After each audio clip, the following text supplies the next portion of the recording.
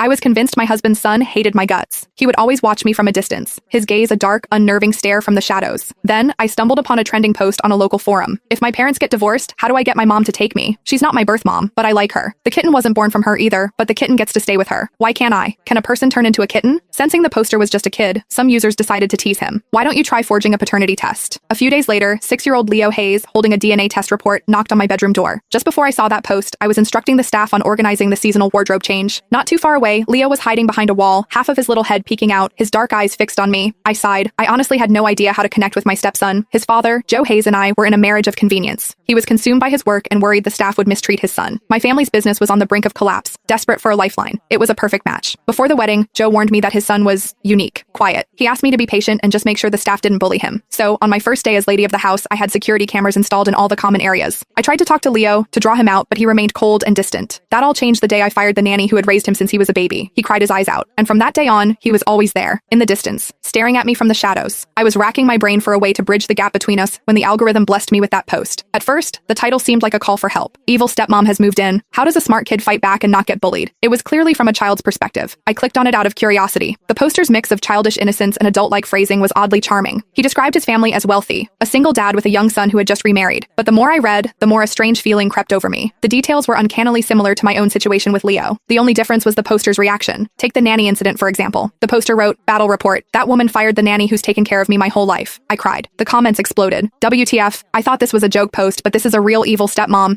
It's only been a few days and she already got rid of his childhood nanny. Dude, slow down. But a lifelong nanny? This kid is definitely rich. The new wife is probably a gold digger. She'll have her own kid, push this one out, and turn him into a useless brat to secure the inheritance. Poster, you're in danger. I've got a whole library of novels about evil stepmom schemes. Want me to send you some for research? Poor baby, you must be so heartbroken right now. The poster replied, "I'm not heartbroken. I cried because I was so happy. That horrible nanny is finally gone. She never let me dress myself. She even insisted on spoon-feeding me, going on about how I was a precious little prince born to be pampered. Before that woman arrived, the nanny kept bad-mouthing her and telling me how much better her own niece was, how she'd be a much better fit to take care of me. It was so annoying. I told her to stop, but she never listened, so I gave up. I'm so glad that woman got rid of her." Someone asked why he didn't just tell his dad. The poster, "Dad is really busy. I don't want to be a burden. I have to be considerate." Reading that, my heart ached a little. The other users were flooded with sympathy. Then, one user commented, "This sounds a bit off. Is it possible the stepmom saw what was happening and fired the nanny to help you? So the stepmom is actually a good person? Let's not get ahead of ourselves. It could have been a villainous plot that backfired and accidentally did some good." The poster, "I don't know if she's a good person. She makes me dress and feed myself now. She doesn't even care that I'm a picky eater. My old nanny would always force me to eat my celery. Today, she just watched me pick it out and didn't say a word." A user replied, "You're too innocent, kid. This is probably a classic move to make you weak and dependent. I have an idea. A test to see if your stepmom is truly good. You seem smart and articulate for your age, so here's the plan. If she's really after the inheritance, she won't want you to be successful. So, you need to show a deep,